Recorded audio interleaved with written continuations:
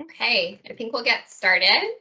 So thank you so much everyone for joining us. Today we are doing a webinar on not just summer fun, fall and winter riding.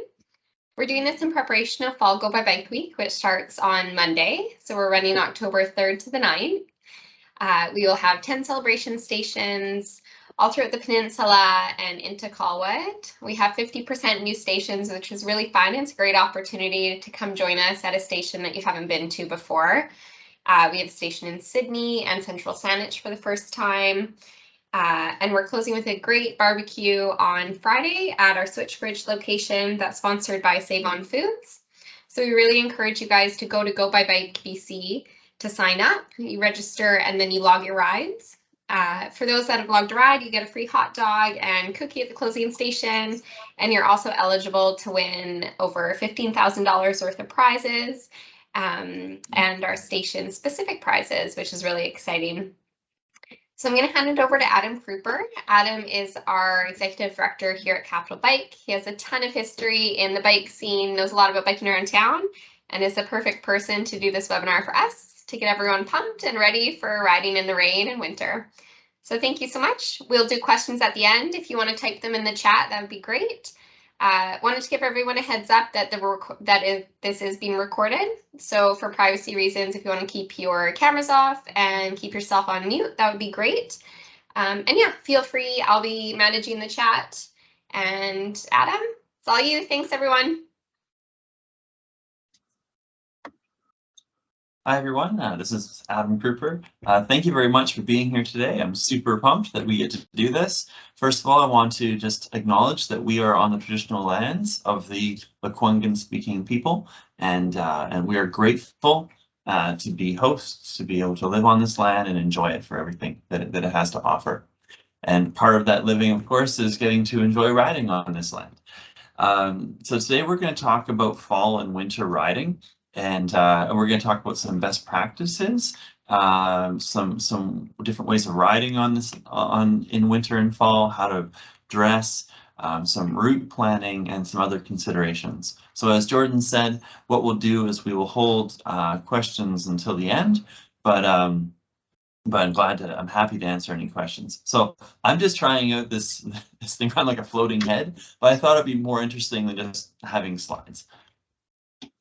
So year-round riding, I think today we got our first rain in 3 months. Very happy we got some rain, but it means that the temperatures are slowly dropping. The days are getting shorter. We will have intermittent rain here and there, and so there are things to consider about how we should change our approach to cycling.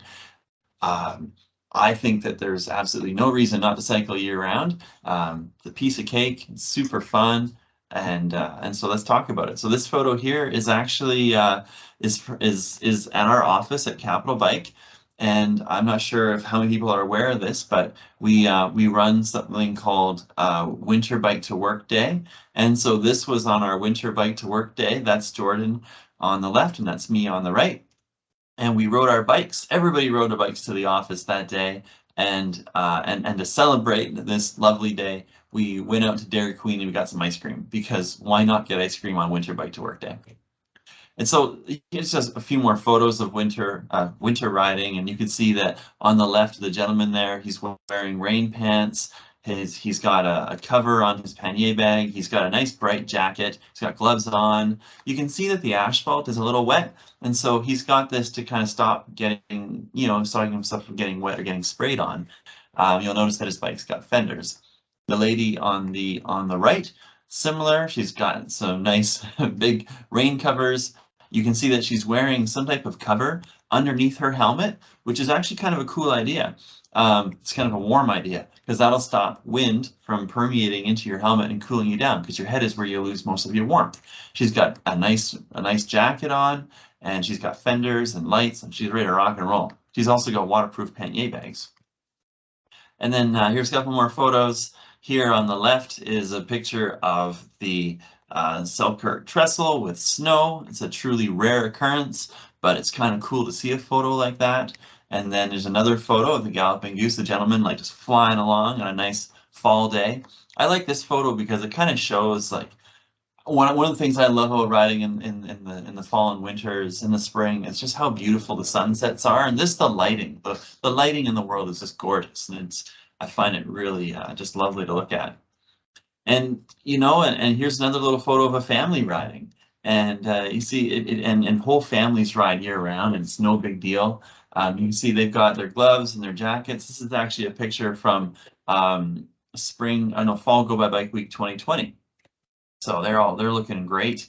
And so why do we ride in the wintertime? Because it's fun. It is fun. I mean, riding year round is awesome. Of course, it's healthy, it's easy. I find it refreshing because I find that because our days are shorter, I'm less inclined to go out at night and go do things. Obviously there's fewer concerts, there's fewer outdoor movies, there's just fewer things to do.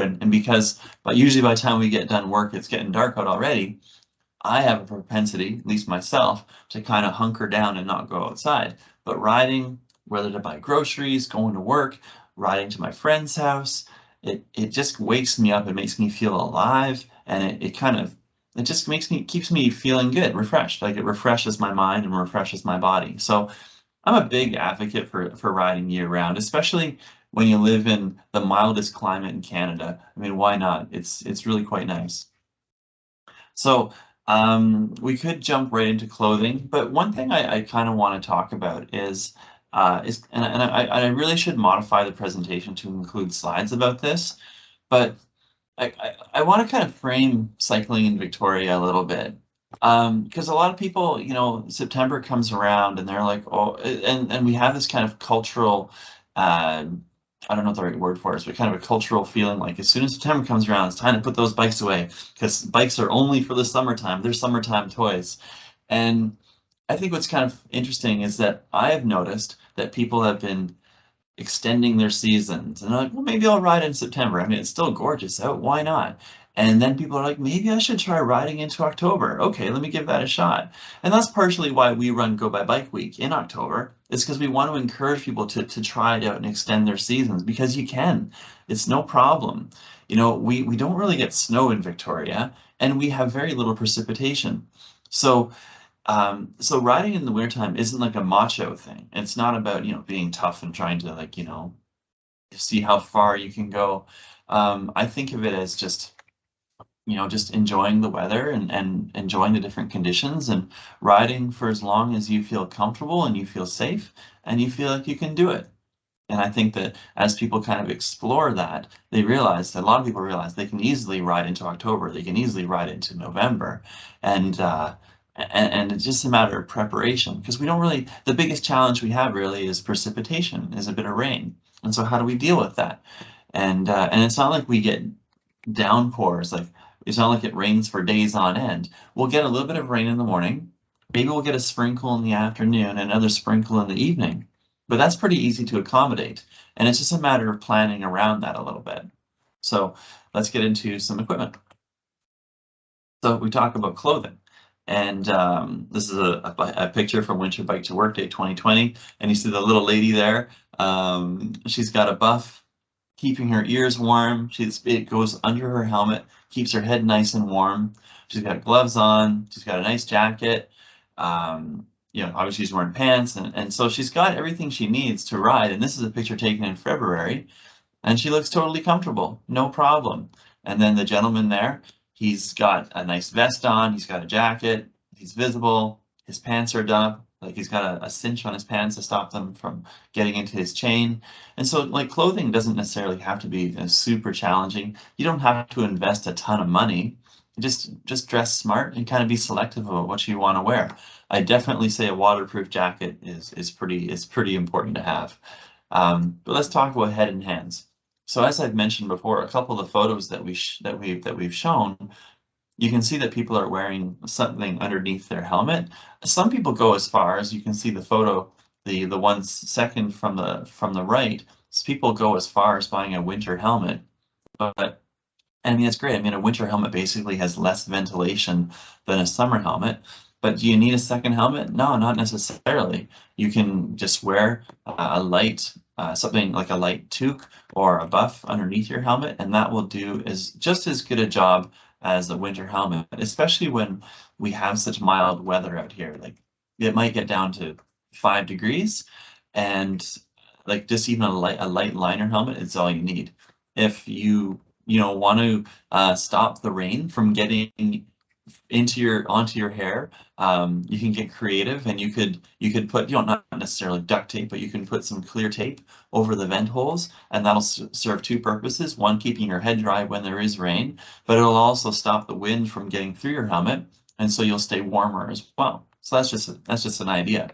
Some people who are really sensitive to the cold, they can wear like a bit of a mask that covers their chin, covers their ears, and covers their head, as we can see in the far right photo here. And that's definitely an option. And for people who are more sensitive to cold and like breezes and getting chills, because we lose most of the heat from our head, it actually makes a lot of sense. And then, of course, the next big thing that's super important is your hands. You want to have the perception of being warm, because that's really what that's where that's where the barrier comes in. If we're afraid of getting cold and we're afraid of getting a chill, then if we can kind of mentally prepare ourselves, then that'll make the experience a lot nicer. And so, when we're riding our bike, our hands are out front, and they're also, our hands aren't really moving. So they're out front, they're exposed to a wind, and they're not moving, so the circulation isn't keeping them warm.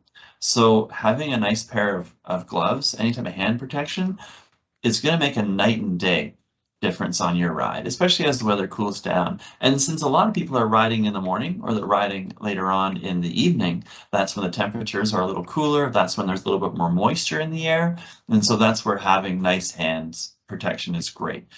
I would say that most of the time in Victoria, a nice pair of like light to mid-weight gloves is all you really need.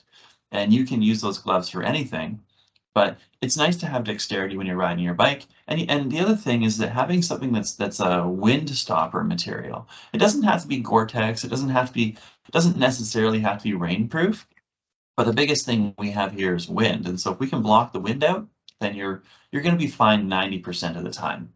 You can go so far as to have full-on mitts, and mitts are great. Mitts allow you to combine the heat of all your digits at once, and so they do a better job of keeping your hands warm, but you lose some dexterity.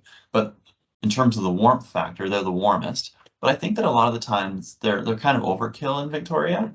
And then the other option, if you look on the bottom far right, is more of a lobster claw, where you maintain the dexterity of your thumb, and it's a split design so that you can actually have more dexterity. And so you kind of meet a middle ground between really warm and having the dexterity. So if you have a tendency of having cold hands that just don't want to warm up, I would recommend a lobster claw. I think they're a great option. And of course, feet. So again, it's not like Victoria gets super cold, but we do get rain, and getting to work or getting to the grocery store with soggy feet is a little unpleasant. So there's a few different things that you can do. One option is having a pair of shoes that you use for riding in the wintertime, and you can buy, there are tons of options out there for like Gore-Tex runners. So you get a nice pair of Gore-Tex runners, you use them primarily for riding, and they're going to keep out 95% of the water. And so that's just one quick, easy solution. The other option is having, for example, a pair of shoes that you use for riding.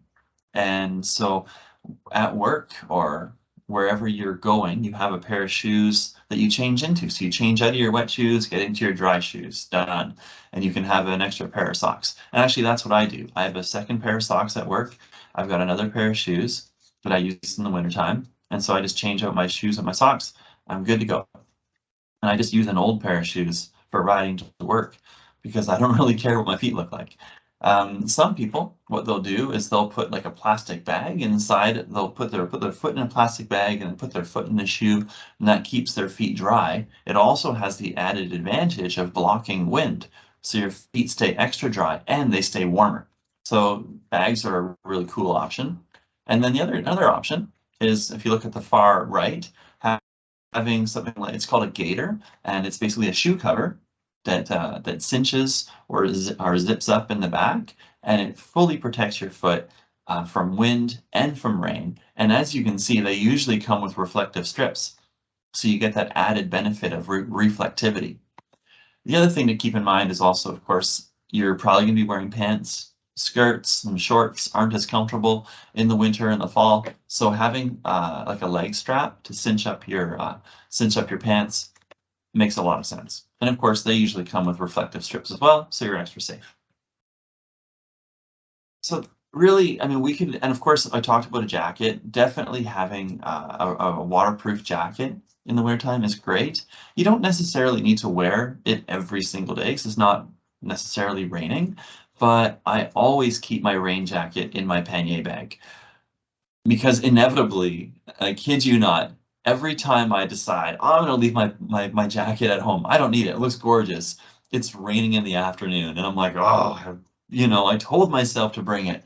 And so just having your rain jacket just stuffed in your bag at all times, it's really good insurance. And then I'm not sure how many people ride with bags like backpacks or how many people ride with pannier bags, but the nice thing about pannier bags is that they come waterproof or you can buy waterproof covers for them. And so you don't necessarily need the waterproof cover at all times, but it sure is nice to have when it does rain. And they pack up to the size of like less than an orange. So they're again a great little piece of insurance that you can have just to make sure that you're dry. And then a lot of backpacks you can buy either they're water resistant or you can buy little covers, rain covers for the backpacks. And again, it's just a little insurance. You just have it on you. It weighs 30 grams, but it's always good insurance. And just because it's not that, as I said before, it's not that it rains a lot in Victoria, but it rains intermittently and you can't predict when it's going to rain. So just having that stuff is a really good practice. And I don't focus on this too much personally, but some people love having rain pants. And I mean, obviously it's a best practice. But for me, I find that maybe it makes me a weirdo, but I don't mind showing up to work with pants that are a little bit damp, unless it's like a torrential downpour. But if it's just like a light drizzle like it was this morning, I didn't wear rain pants. And I got to work, my pants were like a little bit damp, but they were dry within half an hour. And it was just one less thing I had to carry around. So rain pants are great, especially if you expect heavy rain or if you don't like the feeling of soggy pants. So let's talk about bike choice a little bit. Just some features for a good winter bike. So I mean, if you really want to go all out and you want to go crazy, I mean, you could buy an entire bike just for riding in the wintertime. It can be an older bike, it can be a beater bike, it can be a bike with lower quality components on it, and it can just be the bike that you just ride all winter and then you use it less in the summertime. And I mean, the advantage of that is that it's a bike that you don't mind if you can leave it out, you can get a little bit rusty, you can get a little cranky, and that's okay. You're not too worried about that bike. Personally, I don't have storage for that many bikes, and I find that again, because Victoria doesn't get a ton of precipitation, I can ride my regular commuter year round and it's not a problem.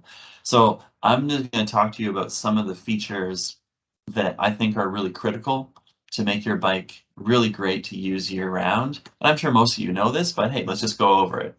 So if we look at the photos here, bubble number 9 and bubble number 7 are showing fenders. Full wraparound fenders are a godsend. You have a nice pair of wraparound fenders and you're barely going to even notice the rain. And if there are puddles, it's a non-factor. So fenders are just amazing. You can get the kind that are clip-on fenders. The problem with those is that they're not full coverage, and so there's still there's still areas where the water will get through and spray you, and they don't sit as close to the tire, and so sometimes spray will come off either side of the fender and still get you wet. So they're okay. I think they're great in a pinch. They're really good if you have a bike that just isn't compatible with fenders, but if possible, wraparound fenders are a great thing. There's also a picture of a rack on there, and funny enough, I find racks are a good feature. One, because I tend to use pannier bags rather than a backpack, but also they're just extra protection. If water is still kind of spraying off your wheel somehow, even with the fender, the rack is going to stop even more rain. So just a thought there. Sorry about the ambulance. The other thing to think about is I like having flat pedals, but I also like having flat pedals with little pegs on them. And the reason why is because, again, because of the moisture, because sometimes things like decaying leaves will stick to my shoe. And if I don't have nice grippy pedals, sometimes my feet slip on the pedals as I'm riding, and I find that to be a little bit dangerous. So I like nice flat grippy pedals. Obviously, lighting is really important. Having front and rear lights. I like to have even a backup light on me. So I've got a backup front and a backup rear light just in case my batteries die, because you just never know. And I think one of the challenges with riding in the winter in Victoria is that there is a lot of riding in the dark. And so ensuring that you are visible is pretty important. There's a lot of other things that you could look at, like some people, because they're concerned about drivetrain wear. So you've got your chain, you've got your front derailleur and your rear derailleur, and you've got all these sprockets and cassettes, and they're all being exposed to moisture. And that leads to a little bit of wear if you're not cleaning the chain on a regular basis. So some people, they go single speed. I don't think that's necessary for Victoria. It's fine. You're fine with your regular bike and your normal gearing. So let's move on. So here's some just a couple little thoughts about e-bikes and cargo bikes. The main consideration is just battery life. The weather doesn't get terribly cold here, and most people are doing fairly short commutes. But if you're doing a longer commute, so if you're one of those people who's riding in from Langford and back every day, or if you have a cargo bike and you're carrying a whole load of kids, or if you're out buying groceries or picking up other chunks of cargo, like larger, heavier objects, just keep in mind that because of the lower temperatures, it will impact the battery range a little bit. So it might be normally you might get 70 kilometers, you might only get 50 kilometers. If the temperature is hovering around 0, you might only get 40 kilometers. So just something to keep in mind is battery life is an issue. Other than that, cargo bikes are amazing. The other thing I would mention about e-bikes is that, and we'll get into this a little bit later when we talk about conditions, but we have to be mindful that in the wintertime, surfaces will be slippery. And the great thing about e-bikes and cargo bikes when they're electrified is that they give you that extra torque, that extra boost of power. But that could also result in tires slipping if you do that on a slippery surface. So just keep that in mind. So the other consideration is tires. So you could go with like a regular tire. You can get a studded tire. You could get extra knobby tires and super grippy tires, and really like the sky's the limit in terms of like what you want to do. Personally, I just use my regular tires. Like I have summer tires, I just use them year round. The tires I have are high quality tires that have a soft rubber on them, and so they're quite grippy. But in general, we're not dealing with snow. We're not dealing with snow drifts. We don't have big chunks of ice that we have to worry about. And so honestly, I would say that for 95% of the conditions, your regular tires are fine. Now, if you're using really, really inexpensive tires, like the challenge here's the difference between like a more expensive high quality tire and like a really, really dirt cheap tire is the grippiness in the rubber. And so if your tires are really cheap and really junky, there'll be less rubber to actually grip the road and the surface, and so they will be more prone to slippage. And that's because the oil content in the rubber is higher. And you get a higher quality tire, $50, $60, $70 per tire, $80. There's more rubber and less oil, and so you'll get better grip in all conditions. And I think that tires are a great investment. You don't need to buy like a million set of tires, but a nice grippy set of tires, especially for winter riding, will make a ton of difference. Another option, something to consider as well, and I'll just point this out, is in the wintertime, if you want to ensure that you've got better grip and so there's no slipping, you might want to consider lowering the tire pressure by about 10 or 15%. And you'll notice it's a little bit slower rolling, but you'll have substantially better grip in those conditions. Of course, lighting and reflectivity is critical in the wintertime. So wearing a black jacket and black pants, black helmet, if you look in the upper right corner, you'll look like the person there. And so, I mean, obviously everybody can wear whatever they want, but you know, it does make it harder for other road users to see you. And so you can offset that, even if you're just having reflective strips on your pants, or if there's reflective strips on your bike, like reflective tape you put on your bike, that can make the difference to make you pop. Even if you put on a couple of reflective strips on your helmet, that will make you pop. And it is really important to pop, I think, in the wintertime. You don't necessarily have to wear a full vest. I think a vest is a really good practice, but making sure that you're just aware that even, and not necessarily when it's pitch black, but when it's dusk and when it's dawn, the level of contrast between objects is quite low because of the angle of the sun. And so it's difficult for road users, especially people who are driving like automobiles that are driving quickly and they've got these really bright headlights. They have trouble seeing anything outside of their headlight range. And so without that contrast and reflectivity or even brightness, it's hard for drivers to see us. So I would always recommend some type of reflectivity or wear one thing that's bright so that it does pop out and it attracts light. So that could be a reflective vest. There's a couple of options out there for fully reflective jackets, which are actually pretty incredible. They're nuts. But the other thing, of course, is that we are legally required to have front and rear lights. And front and rear lights are basic, they're inexpensive, and they literally make a night and day difference when it comes to visibility. So obviously lights are a simple thing. We usually recommend as an organization, we say don't use a flashing front light because that can be quite agitating for other road users. And also when the light is flashing like that, it can be difficult for someone who's in front of you to judge the distance from you from themselves to you. The steady light is a little easier to judge that.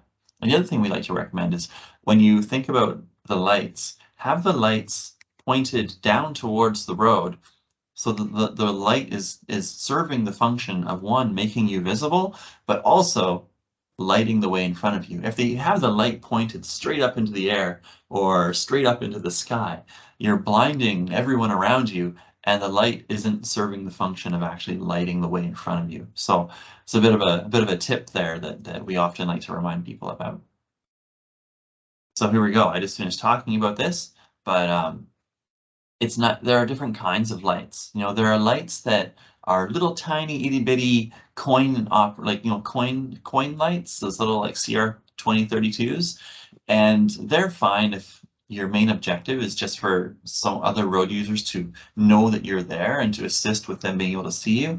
But obviously they're not going to do anything in terms of lighting the way in front of you.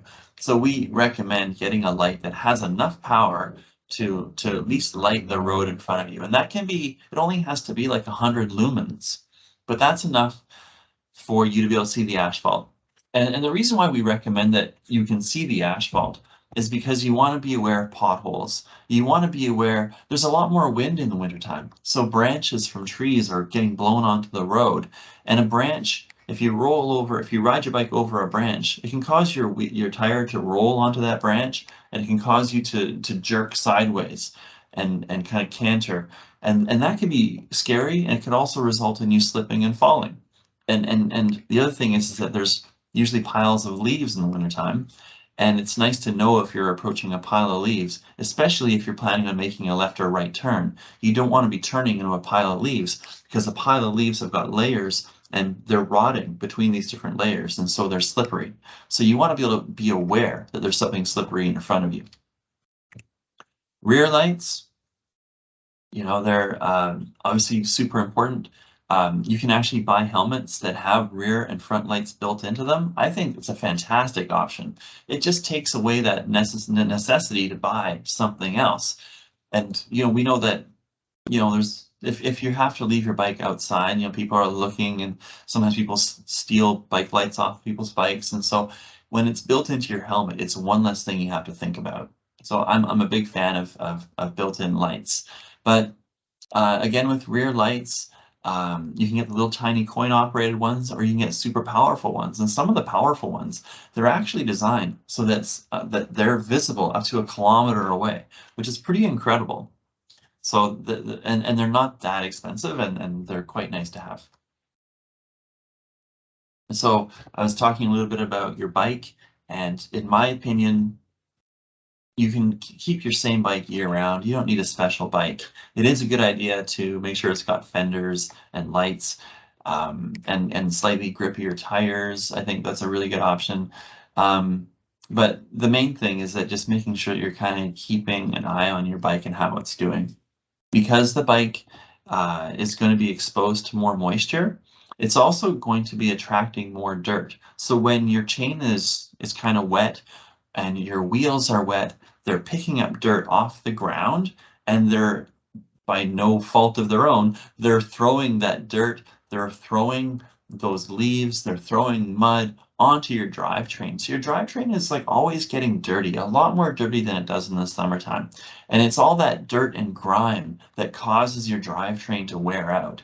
So I would recommend, so in the summertime, you can get away with cleaning your drivetrain like once a month or once every couple months, and you're like, whatever, it's fine. But in the wintertime, I would recommend giving your chain a nice clean, in an ideal world, once a week. So giving it a spray, like giving your chain a nice spray with some nice chain lube, and cleaning it off with a rag. If you do that once a week, that's the most maintenance you really need to do over the wintertime. The other thing to consider is, I mentioned before that in the wintertime, your tires are picking up more grit and dirt. And so that whether you have rim brakes or disc brakes, that grit and dirt is going to wear out your brake pads faster, whether they're disc brakes or regular brakes. And Victoria is it's hilly, and so we're braking on a regular basis. And so keep an eye on your brake pads. If you start hearing your disc brakes squealing like crazy, that means you need new brake pads. If you find that with your rim brakes, you're losing a lot of power, and you're like, why can't I stop properly? It's probably because the grit is like sandpaper, and it's just worn that rubber down. I need a new pair of brake pads. So keep that in mind as well. So storage, it's something that's important to consider. If possible, you want to keep, whether you're, bringing your bike to work or you're bringing your bike home, in an ideal world, your bike is out of the elements and it's in a nice, warm, dry spot. That's really what you want. If you have a parkade, put it in the parkade. The other thing I would recommend, I was talking about how moisture and dirt and grime kind of builds up on your bike. If you can give your bike a quick wipe down, if you can give your chain a really quick little clean at the end of the day, your bike will love you for it. It'll look nicer and it'll last longer. If you have to keep your bike outside because you just have no options, I would recommend, if you want, but I would recommend getting a tarp and just covering your bike. That way, if it rains at night, your bike has been protected from that. If you're storing your bike outside, keep a seat cover on your saddle. And we give away seat covers at Capital Bike, and it's just a way to stop your seat from getting cracked, like the pleather or whatever it is. It stops it from drying out and getting cracked. So just little things like that you can do. But if you can lock it up and if you can keep it indoors, please do that. So the other thing is route planning. So my approach to riding in the fall and winter is different than it is in the summertime. In the summertime, my main goal in life is to get to my destination as quick as possible. And if there are bike routes along the way, like part of the AAA network, I'm going for the AAA network. But in the wintertime, my priorities change. So I was talking before about how we have to deal with wet and slippery conditions. And so because of that, I don't accelerate as quickly. When I'm going downhill, I slow down. I go down hills more slowly because I don't, if there's a traffic light at the bottom or if there's a person on the trail, I know that I can't stop as quickly and I know I can't maneuver as quickly. So I'm a much more cautious rider. When I'm going around corners, the last thing I want is for my wheels to slip out on me because it could happen. And so I take corners much more slowly. The other thing I also do, especially if I'm riding at it when it's like dark out, I tend to avoid major roads. I try to find alternative routes that are quiet and sorry, have bailed out of planned water. I don't know what water stands for. Anyway, I try to pick slower, quieter routes. Again, because I do worry a little bit that drivers aren't looking for me. I want to avoid interactions with cars where I may have to slam on my brakes because they didn't notice me. And so I tend to stick to smaller streets. But that also means that my routes are a little bit longer. It also means I may encounter more stop signs. So I calculate about 30% more time for my trips when I'm riding in the wintertime. So if you can stay on streets that have nice street lighting, if you can stay on multi-use trails, I very much recommend it. If you can avoid steep hills, most of us avoid steep hills anyway, go for it. And try and stay on nice straight routes. So there are good options. Now, yesterday we ran a webinar kind of burning Google Maps and talking about how it kind of sucks. And sometimes it does suck, as Ed pointed out. But it's also one thing I do like about Google Maps is that it does provide as we can see in this image on the lower left here, it provides you different routing options, which I think is quite nice. And you can use your judgment about what the best route is based on the conditions. If it hasn't rained in a week and it's bright out, then pick the most direct route that you're comfortable with. But if there's been a torrential rain and everything's moldy and gross and mildewy and it's dark out, try to pick a route that will keep you on trails and keep you off main roads. The CRD bike map is a fantastic resource for pointing out good, safe routes. Always recommend that. And if you're investigating a new route, something you've never done before, I highly recommend checking out bikemaps.org and just taking a look at that map and seeing if there's any concerning intersections. So bikemaps.org is a crowd-funded resource where you can actually go and you can report whether there was a collision, whether you witnessed a collision, or whether there was a near miss. And so and that information is then presented to you on an online map. So you can actually investigate what are the safest routes online. It's a great resource if you're looking at planning new routes. So multi-use trails, again, they're usually great, but there are some problems. So although you get to avoid traffic, some of the challenges, and the two main challenges are that most of the multi-use trails aren't lit. And so if you go on the Galloping Goose, it's pitch black. It's just like you're riding in a sea of ink. And it's just dangerous. There's no other way of describing it. Unless if you don't have lighting on, if you don't have bike lights, you can't see where you're going. And you have to trust that the people who are walking on the trail or people who are using their bikes also have lighting. Because if someone's walking on the multi-use trail with no lighting and they're wearing all black, how are you going to see them? And so I find that quite stressful, to be honest with you. And so that is partially why I have really good bike lights, especially a good powerful front light, because I want to see the multi-use trail and I want to see other trail users. So that's just a word of caution there.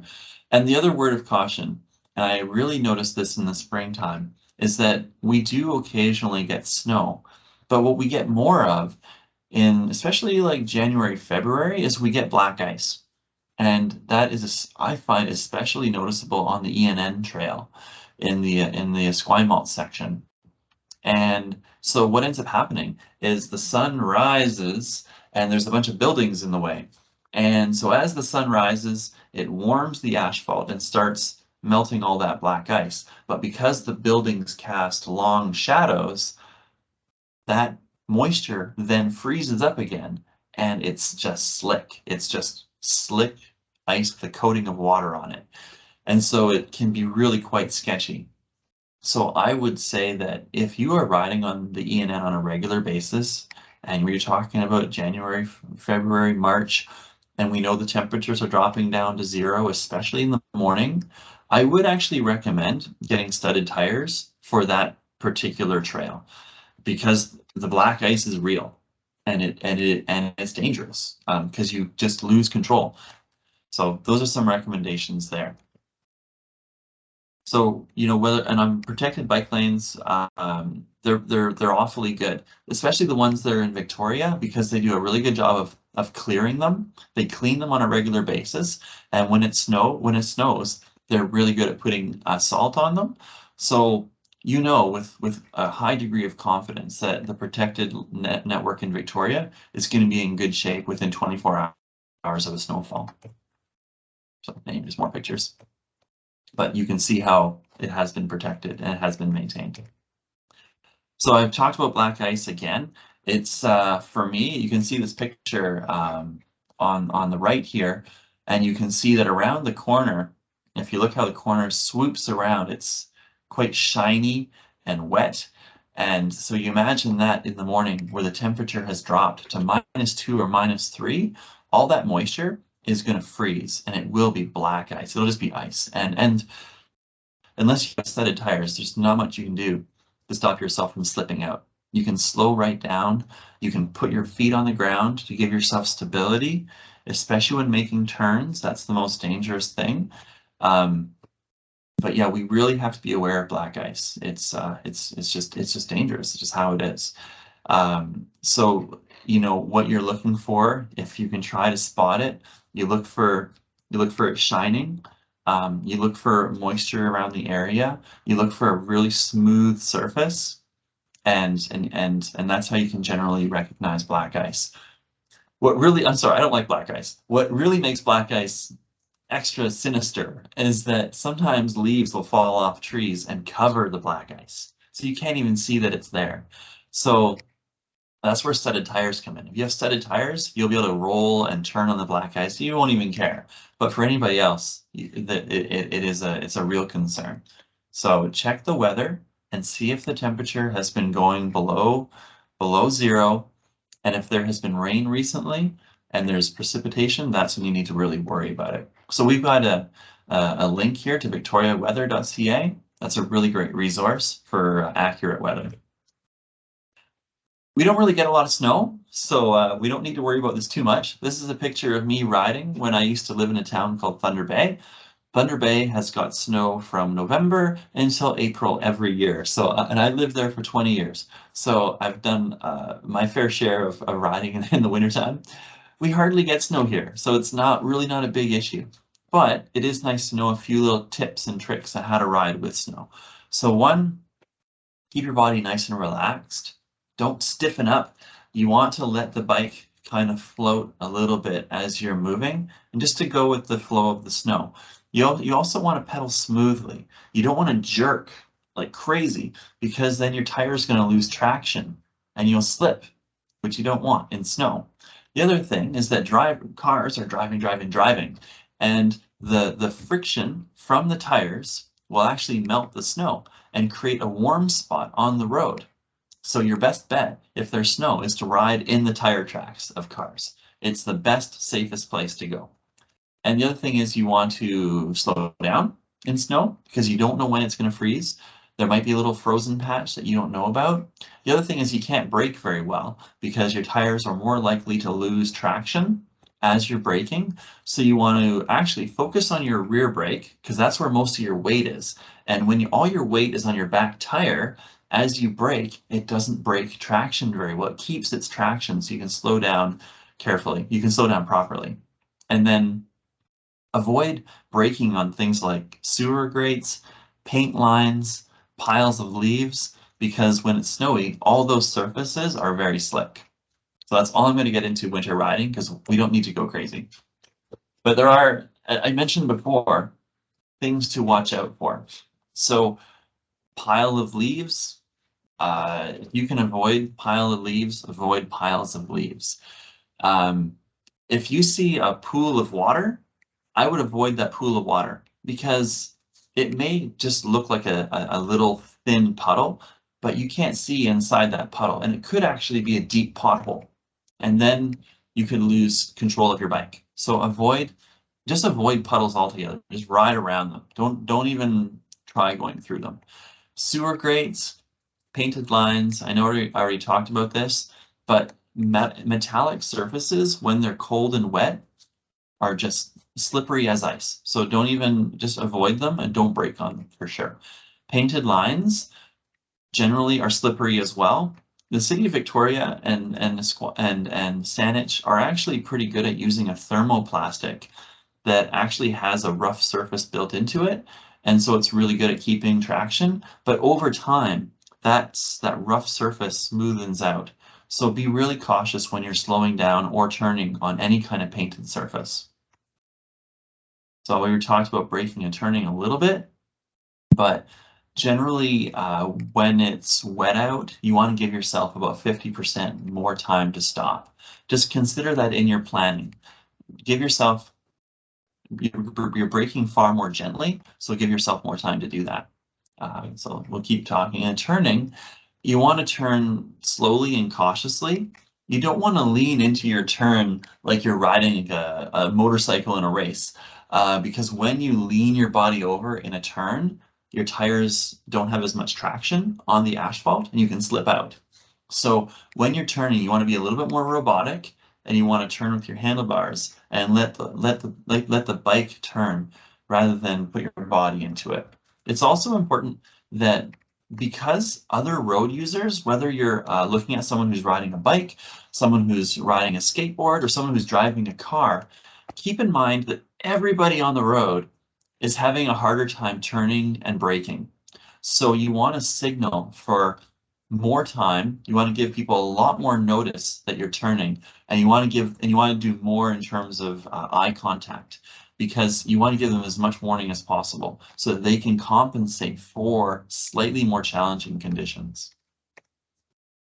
So that is the kind of bulk of what I was going to talk about. I just want you to know that if you want to learn more about winter riding in general, you want to build up your cycling skills, we have a whole array of skills courses, and our instructors are fantastic. I'm very proud of our instructors. They're great people. They do great work. So sign up for a course if you want to learn more. If you see that we're not offering a course that you're interested in, contact us and request it. And we're happy to book courses for people because we want to offer what people need. Also, my title here is wrong. I don't know what happened. Anyway, we have Go by Bike Week happening next week. We're very excited about it. It's the Fall Go by Bike Week. We've got 10 celebration stations. 5 celebration stations are brand new. We have Closing Barbecue, which is sponsored by Save On Foods. We're super excited about that. So come on down and get your free hot dog and pop. And we have $15,000 in prizes. So be sure to go to gobybikebc.ca and log your rides, register. It'll be awesome. I have to apologize that my text here is backwards. The other thing that's happening on Friday is we're having a National Truth and Reconciliation Day ride. We did one last year, and we had over 350 people show up. We have an elder from Songhees First Nation who's speaking, and it was an absolutely phenomenal event, and we're very proud of it. We partnered with Victoria Orange Shirt Day to make this happen, and so we're doing it again. And this time it's starting at Songhees Park, which is in Vic West. It's starting at 10 o'clock in the morning. And it's going to finish at South Island Powwow. And what's really cool is the South Island Powwow has hired Capital Bike to have bike valet at the event, so your bikes will be looked after and safe. And it's going to be about a 4-kilometer ride. And the very first thing we're going to do is Diane Sam, who's the speaker, is going to be speaking about the traditional land uses at Songhees Park and in the area, and she's going to talk about the impact of residential schools on First Nations communities and how elders are working to heal their communities. So it's going to be a really meaningful and really fantastic ride. So I strongly encourage you to come out on Friday. You're going to love it. And of course, Go by Bike Week, which is a ton of fun. And that is my presentation. Thank you very much for listening. I hope this has been informative, and let's get some questions.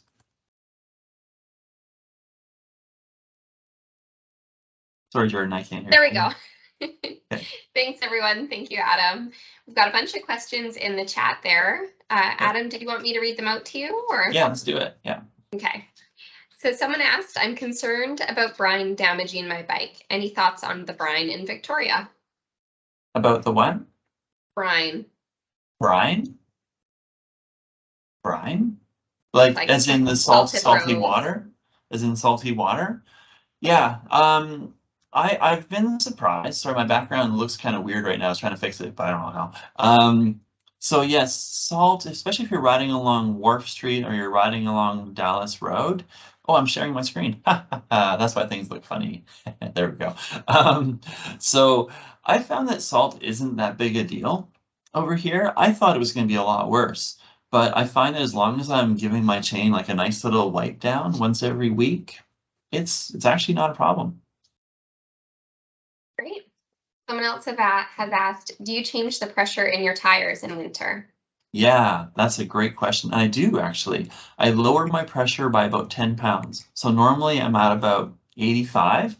I go down to 75 or 80 because what it does is it deflates my tire a little bit. And when the tire is slightly deflated, there's actually a larger rubber contact patch with the asphalt. And so I get better grip. So it's definitely it's well worth it. Awesome. Okay, any suggestions on what oil to use to grease your chain in winter? Yeah, honestly, I don't make a huge change in terms of what I use. In the summertime, because we just went 3 months without rain, I will use a dry lube, and a dry lube will last for weeks and weeks and weeks. But in the wintertime, where we do have more moisture everywhere, I will use a wet lube. And so you can either get an oil-based wet lube or a waxed-based wet lube. Whatever wet lube you want, it's fine. But definitely get one that's designed for wet weather conditions, because what it'll do is it'll stick to your chain a little bit better, and it will also repel moisture a little bit, which is very helpful. Great. Someone else has asked, my main question is what to do when the temperature is around freezing. If overnight low is 0 or lower, how do you know if it will be slippery on the road in the morning? It will be. Yeah, if the temperature's hovering around 0, it will be slippery. It might not be icy, but the colder it gets, the more dew there's going to be on everything in the morning. So things will be slipperier. And so, yeah, I'm quite cautious on those days. Great. What are your thoughts on a slow fade flash for your on the rear red light? Yeah, I think that's great. Yeah, I mean, what I like about the slow fade rear flash is that it keeps the light on for almost the whole cycle, but it does help to alert a user in front of you because there's a change, right? Because the light levels are changing, it alerts the person that something's happening up there, so they can't. It's harder to ignore it mentally. So I think it's actually pretty cool. Great. And I think you maybe said this, but if you could go over it again, how many lumens would you suggest on a light? Yeah, so for the front light, I would recommend at least 100.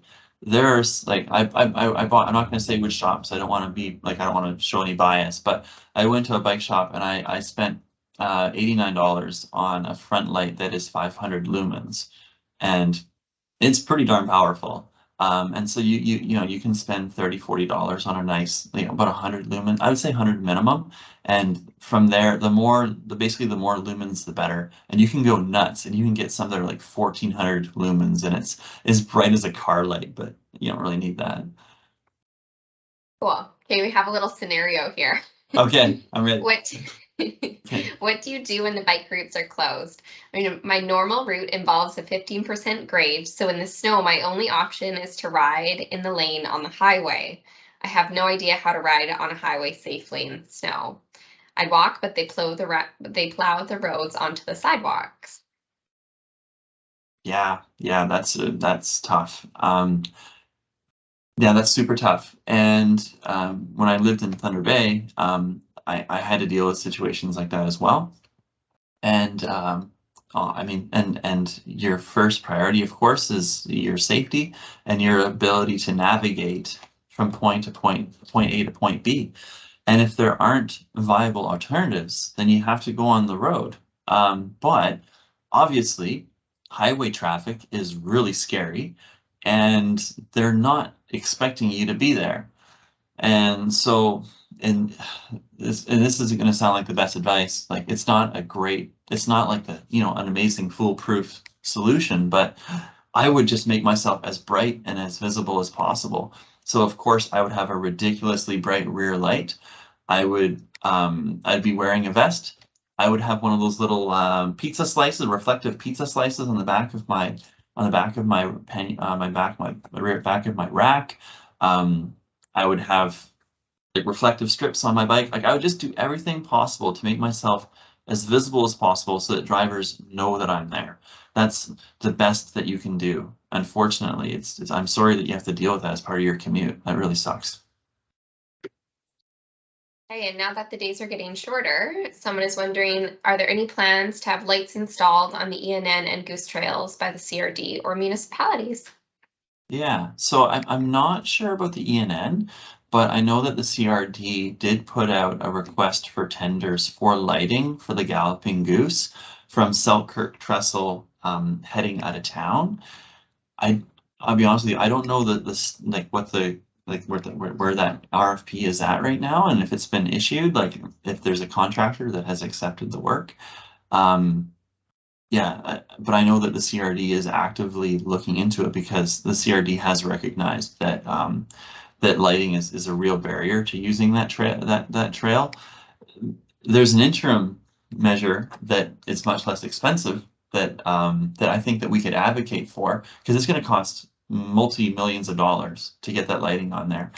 But even as a half measure, if they started using reflective paint on the center lines, and they started using reflective paint on the edge, at least our lights are going to pick up that light and we can see where we're going.